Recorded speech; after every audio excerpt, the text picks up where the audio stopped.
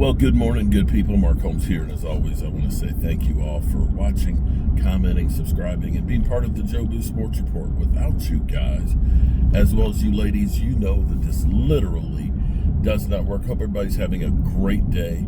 It is beautiful outside. It's kind of cool and crisp this morning. I'm up and out early, had to go to the dump, got to go to the bank, got to go get Michael Anthony Fitness Reaction Gig Economy and things. So I've got about 5.5, 6 hours of driving to do today, and I love being on the road because it gives me a chance to just relax and think. And I love being on the road. If it were up to me, you know what my dream is. My dream, and when I put stuff out into the universe, I put it out there because I'm gonna make it happen one of these days.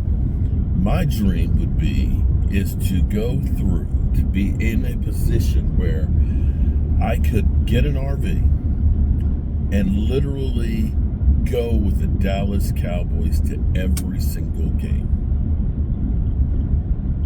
That is my dream. That is ultimately my dream. Could you imagine? You get the RV, I get my own RV, and I get it set up so that way we can tailgate anywhere. So basically show up, boom, drop everything we need, big screen TV, uplink, so that way we can make sure that we can broadcast from anywhere, even at AT&T where the Wi-Fi stinks. Be able to drop the deep fryer and do Joe Boo wings, and I don't know about smoking, because not smoking meats, that's a whole lot longer time. I don't know, we might have to be stationary for about 18 hours to smoke some meats and stuff, but you understand what I'm saying. Go literally barnstorming week to week following the Dallas Cowboys. That is the ultimate dream. I don't know, maybe there's an RV company out there that'd like to sponsor me to do something like that, and if they do, pick up the phone, give me a call, email me, smoke signals, whatever. So now that we are in the dead zone, where we've had a little taste of football, just a little taste, just to kind of wet your whistle and make you start thinking about football and stuff, they of course take it away. They take it away. And that sucks. Be that as it may, we're about 6 weeks away from training camp opening. And that's when things will really get going. I'm going to training camp. I want them to release the practice schedule so I know exactly when to be there. I'm thinking there was a leak out there, but I'm not sure if that's the case or not. They were talking about the Cowboys and the Rams practicing the week of course, their preseason game. So I'm thinking that that's going to be the week that I want to go in to training camp. We'll go there, see them practice with the Rams, which, definitely will be big. And then go to the preseason game and then head on back home. That's my thought at the moment. That'll make it a much more expensive trip because I'm sure the tickets won't be cheap, but you know what? It'll be a great way to get the season started. So since we're talking about practice, not the game that we love, we're talking about practice. Interesting thing that happened to the Lions. The Lions got too physical in practice, and they're going to get fined, and they have to forfeit their Monday practice because of it. Now, you ask, why are you bringing that up?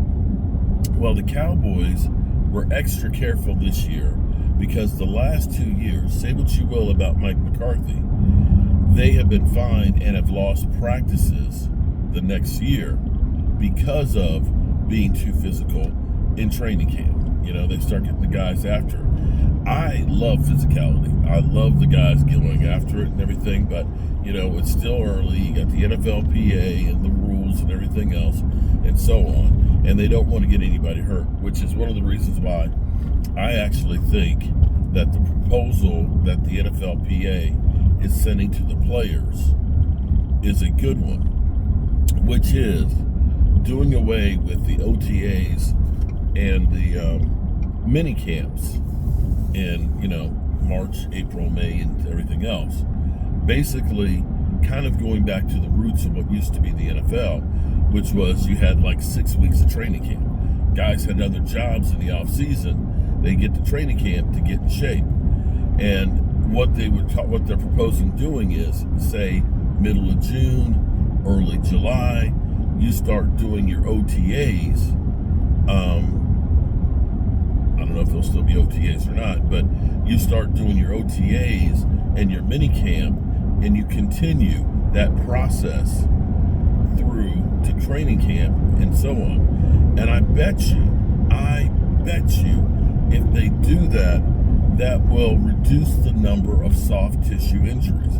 Because see, right now you get guys out there that, they're working and everything else, they're running and stretching and everything, and then you stop for 6 weeks.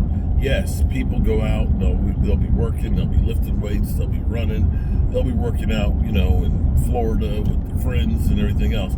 But that's not the same as practice.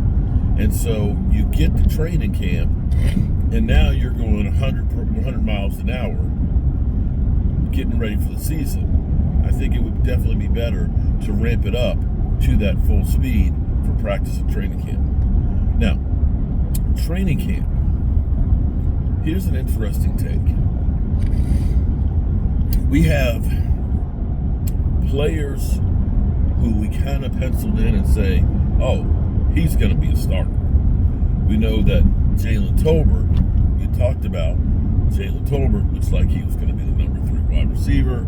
You looked at how he was playing last year in the limited time that he had, splitting time with Michael Gallup, and you said, okay, he's playing really good.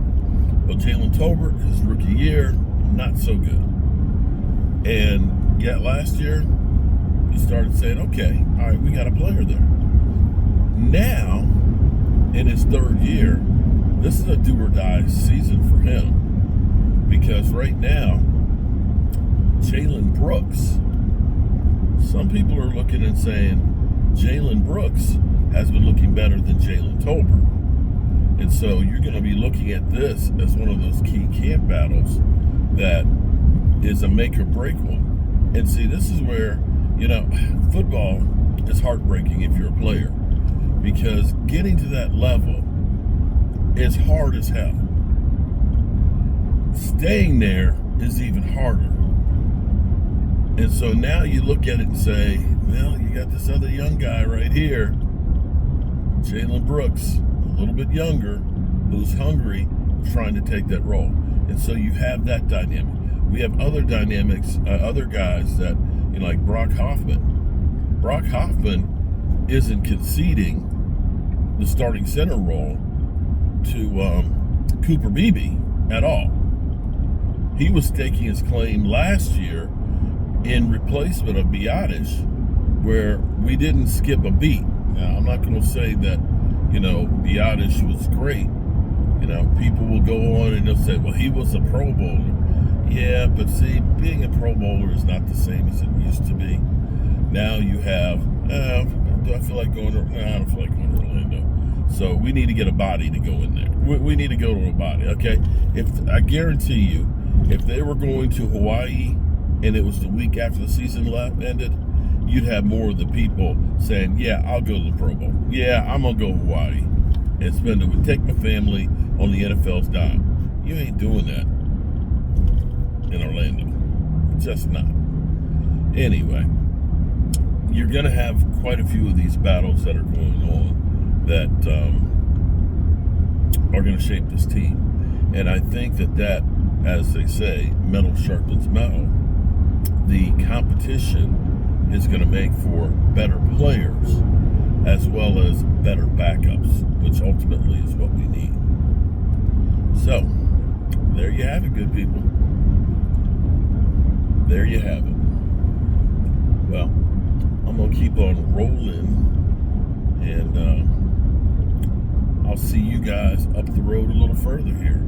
Hope everybody has a great day, and keep spreading the mojo. Peace.